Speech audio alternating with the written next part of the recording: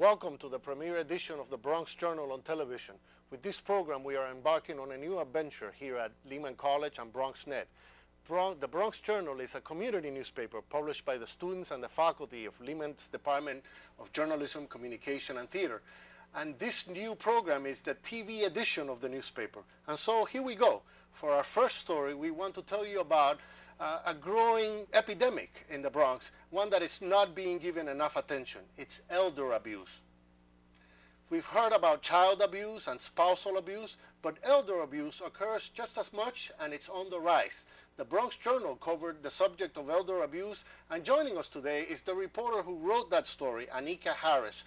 Through her reporting, Annika discovered that many seniors are being abused by the people expected to care for them.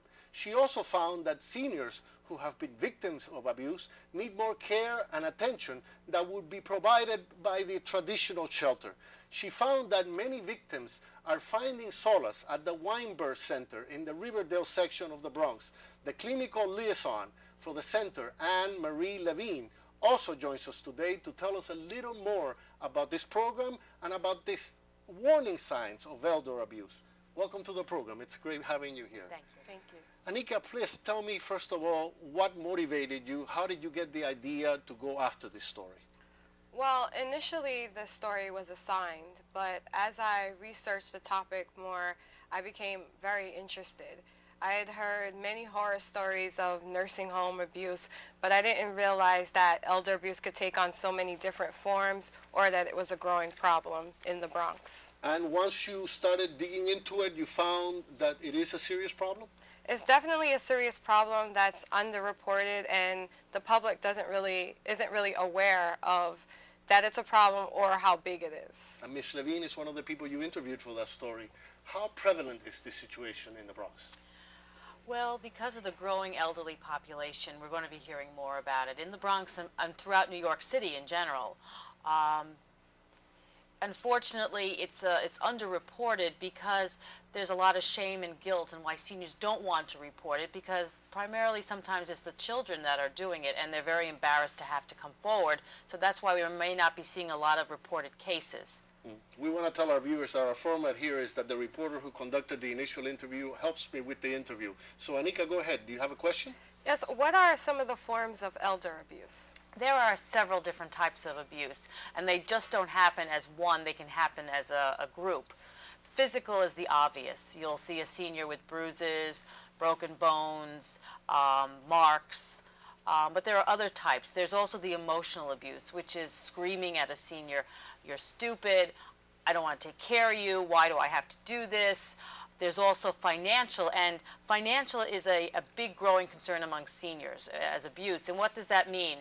A senior may have a pension or a bank account or Social Security, and somebody else is taking that money. So here you have a senior not able to pay their bills, buy food, buy medication, and which is also a big problem as a form of abuse. And also there is sexual abuse among seniors. It's not as common, but there are cases of it that have been reported. So tell me, who is doing the abusing here? Is it caretakers at institutions, or is it family members as well? Well, it's the institutions. I want to clarify, there is a mechanism for reporting abuse, which is the Department of Health. The type of abuse that I involve in is in the community, because elder abuse is not a reportable incident as child abuse is. Or spousal abuse. Or spousal abuse. Anyone. The cases I've worked with have been children, sons and daughters, stepchildren, grandchildren, spouses, and there's been some unusual living arrangements where seniors cannot afford to live in their home, so they have roommates. And it's sometimes that roommate that is doing the abuse. So this is happening mostly in private homes, not in institutions? Well, I'm saying what the type of abuse that I deal with is in the community, and in the institutions there is a mechanism for reporting. So I would say it's more. But that doesn't mean it's not happening. But I would say that in facilities there are people there to monitor and watch, and this is for the senior that's not being watched or monitored or assisted. They just live 24/7 with the abuser. Okay. How does neglect play into elder abuse? Well, as seniors are living in longer, you'll see a 90-year-old husband now with his 85-year-old wife. And that 85-year-old wife now has dementia. So what happens is that husband does not want the wife to go into a nursing facility. He wants to take care of her. There's two types of neglect. There's passive, which is the caregiver truly wants to help the person, but they just can't do it. He can't turn her, he can't take her to the bathroom, he can't feed her, so she starts to have bed sores and malnourished. There's another type that's called active, where I purposely am not providing for you. I'm purposely not getting your medications. I'm purposely not buying you food. So it does play into the gamut of elder abuse. So what can we do as a community, and what can our elected officials be doing to take care of the situation, or at least improve it? As a community, being here and letting people know through your through BronxNet is critical. Get involved. It's no longer sufficient if you hear something behind a closed door. Oh, you know, that's a family problem. I'm not really going to get involved in it. Or I haven't seen that senior in a couple of weeks. It's really not my problem. That's not the attitude as a community we can take anymore. We need to be as involved and as vocal as we were once for child abuse and for spousal abuse. Where that was 20 years ago, we need to be. It's no longer sufficient if for spousal abuse to take the abuser around the corner to cool off.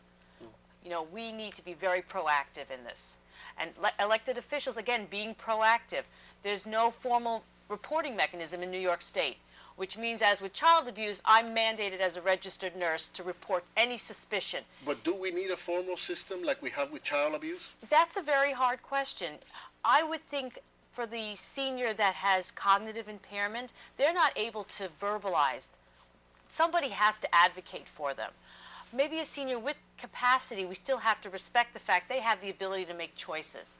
So the mechanism in that respect may not work, but we have to be protective of that senior who is not vocal anymore due to Alzheimer's to really help them. What are some ways that seniors can protect their finances if they're not readily in control of the banks or their accounts?